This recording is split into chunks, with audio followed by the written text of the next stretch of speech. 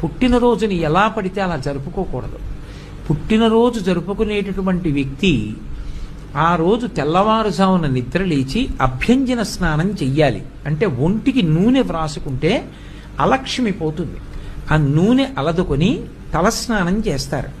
చేసే ముందు పెద్దవాళ్ళు తల మీద నూనె పెట్టి ఆశీర్వచనం చేయడం, వెన్నుపాము నిమరణం ఆచారంగా వస్తోంది.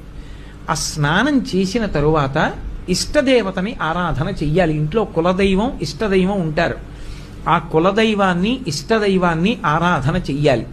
చేసిన తరువాత ఆవు పాలలో బెల్లం ముక్క, నల్ల నువ్వులు ఈ మూడు కలిపినటువంటి పదార్థాన్ని మౌనంగా తూర్పు దిక్కుకు తిరిగి కూర్చుని 3 మార్లు చేతిలో ఆచమనం చేస్తే ఎలా తింటామో అలా 3 మార్లు వేసుకుని లోపలికి పుచ్చుకోవాలి.